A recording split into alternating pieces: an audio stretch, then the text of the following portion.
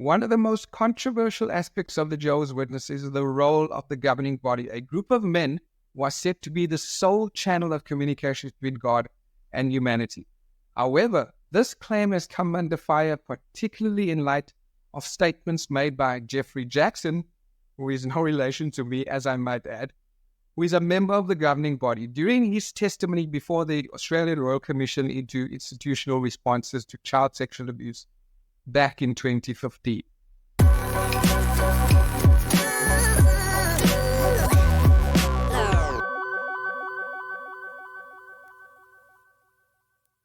Remember this?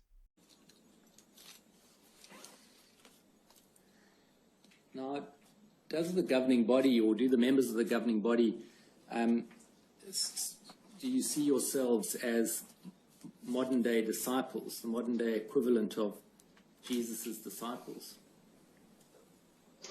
We certainly hope to follow Jesus and be his disciples. And do you see yourselves as Jehovah God's spokespeople on earth? That, I think, would seem to be quite presumptuous to say that we are the only spokesperson that God is using. The scriptures clearly show that someone can act in harmony with God's Spirit in giving comfort and help in the congregations. But if I could just clarify a little, going back to Matthew 24, clearly Jesus said that in the last days, and Jehovah's Witnesses believe these are the last days, there would be a slave, a group of persons who would have responsibility to care for the spiritual food. So in that respect, we view ourselves as trying to fulfill that role. Jackson's assertion that it would be presumptuous to think that the governing body is the only communication between God and men contrasts starkly with the teachings and practices of the Jehovah's Witnesses. Even 9 years after that statement, the governing body are considered to be the spiritual leaders of the organization.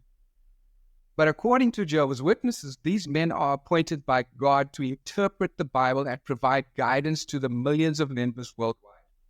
And the governing body claims to be the faithful and discreet slave mentioned in Matthew 24, verse 45 to 47, who is responsible for dispensing spiritual food to the faithful at the proper time. And this interpretation has been central to the beliefs of Jehovah's Witnesses, leading members to view the governing body as the ultimate authority on all matters of faith and practice. And for decades, it has asserted that they are the only channel through which God communicates with humanity. And this belief is reinforced through various publications such as the Watchtower and the Awake magazines, as well as public talks and video presentations. And the August 2024 ExJW broadcasting episode perpetuates this narrative. Jehovah's Witnesses today, we don't have a single leader or one man that is leading the organization.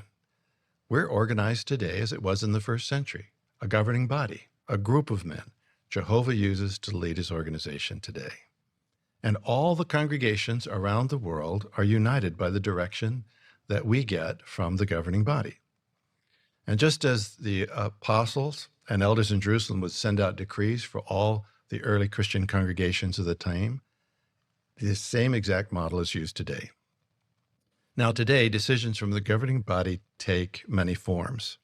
It could be articles in the Watchtower, letters to bodies of elders and the congregations, governing body updates, organizational direction provided at schools, and many other forms. But all around the world, no matter where Jehovah's Witnesses live, they accept the direction from one governing body. There's not the Latin Jehovah's Witnesses or the American Jehovah's Witnesses or the European Jehovah's Witnesses. We're all united worldwide. And Jehovah's Witnesses in one country don't say, well, you know, I don't think that direction from the governing applies to us here. No, all of us understand that worldwide, Jehovah and Jesus are using the governing body as the channel for spiritual food and organizational direction. Now, some feel that because our world headquarters is in the United States, that Jehovah's Witnesses are an American religion. But that reasoning is like some who say the Bible's only for the Jews because it was written by Jewish men. But clearly, the Bible's message is for all mankind. And the fact that Jehovah chose Jewish men to write it down for us doesn't limit its message to just Jews. Likewise, the fact that Jehovah chose the United States as the location for world headquarters doesn't mean that Jehovah's Witnesses are an American religion. There's no limit to anyone, no matter what country or language, from becoming one of Jehovah's Witnesses and worshiping Jehovah. And the very fact that Jehovah's Spirit has moved the governing body to work so hard to make sure that the truth is available to all nations is further proof in my mind that we have found the path of Christianity that Jesus and the apostles practiced.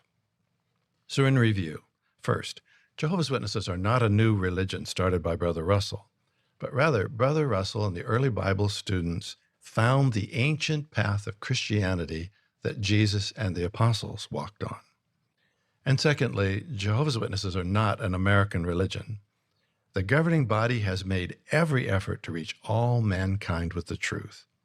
We truly are the only united worldwide followers of Christ. So Jehovah's Witnesses are taught that to disagree or question the governing body is tantamount to challenging God himself. This belief has profound implications for the organization's members, who are expected to demonstrate complete loyalty and obedience to the governing body's teachings. Remember, the commission was investigating the handling of child sexual abuse cases within Jehovah's Witnesses organization, among other institutions, and Jackson's testimony was highly anticipated, as it provided a rare opportunity for the public to hear directly from a member of the governing body on matters of accountability and organizational policy. And during his testimony, Jackson was asked whether the governing body considered itself to be the only channel of communication between God and men. His response was surprising. Jackson stated that it would be presumptuous to make such a claim. This statement was met with shock and confusion, as it appeared to contradict the long-held teachings of the organization. Jackson's reluctance to affirm the governing body's exclusive role as God's channel raised questions about the consistency and transparency of the organization's leadership. And one of the most glaring issues with Jackson's testimony is the apparent inconsistency between his statement and the teachings of the organization. If the governing body does not consider itself to be the sole channel of communication between God and men, then what is the basis for its authority? Why should Jehovah's Witnesses continue to follow the governing body's directives if they are not the exclusive recipients of divine guidance? These are questions that Jackson's testimony leaves unanswered, creating confusion and doubt among members and critics alike. Moreover, Jackson's statement raises ethical concerns about the honesty and integrity of the governing body. If the governing body truly believes that they are the sole channel of communication between God and men, then Jackson's testimony could be seen as a deliberate attempt to mislead the Royal Commission. On the other hand, if Jackson's statement reflects the true beliefs of the governing body, then the organization has been perpetuating a falsehood for decades, leading millions of people to believe in a claim that is not supported by the governing body itself. Now, despite Jackson's statement before the Royal Commission, the Jehovah's Witness organization has continued to promote the idea that the governing body is the sole channel of communication between God and humanity. In recent years, the organization has produced numerous videos, articles, and talks that reinforce this belief. Members are repeatedly reminded of the importance of loyalty to the governing body and are warned against seeking spiritual guidance from any other source. The question is, why are we so successful in adapting? Because of your faith, our faith. By faith, we fully cooperate with any changes as we serve loyally to the head of the Christian congregation, Jesus Christ, and the appointed faithful and discreet slave of Jehovah.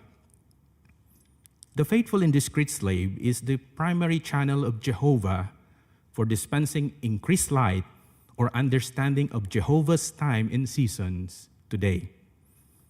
We understand that we need to keep pace with God's organization and keep up with new understanding of Bible truths, neither running ahead or falling behind from the one whom Jehovah entrusted that light, the faithful slave.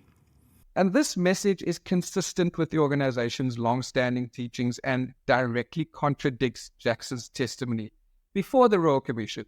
The ongoing promotion of the governing body's exclusive role as God's channel raises serious questions about the honesty and transparency of the organization's leadership. The contradiction between Geoffrey Jackson's testimony and the ongoing claims of the governing body highlights the hypocrisy at the heart of the Jehovah's Witnesses organization.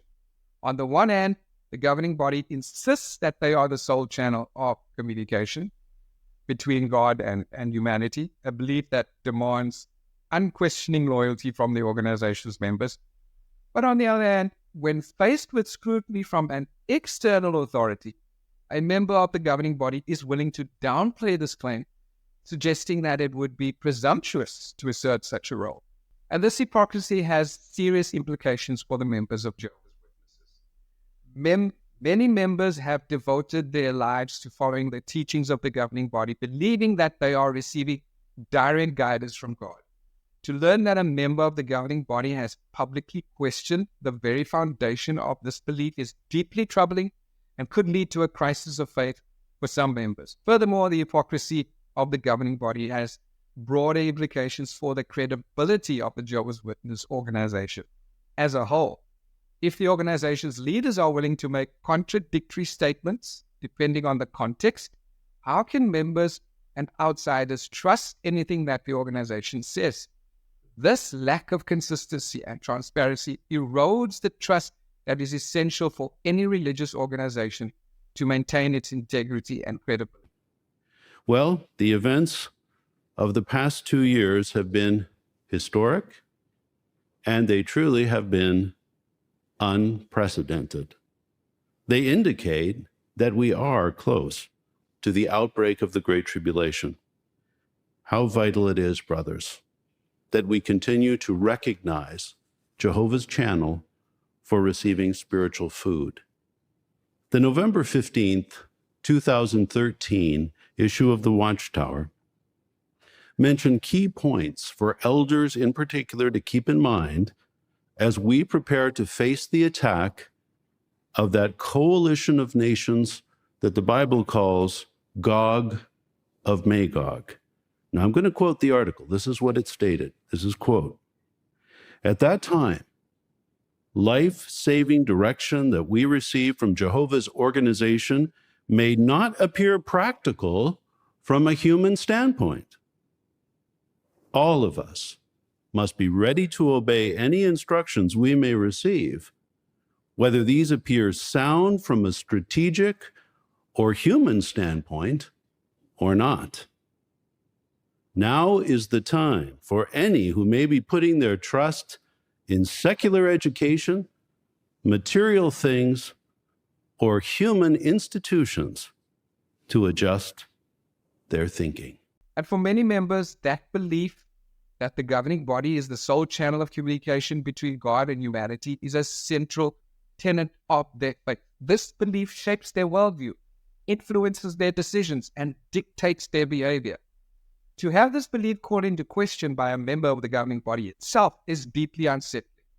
Some members may experience cognitive dissonance as they try to reconcile Jackson's testimony with the teachings of the organization.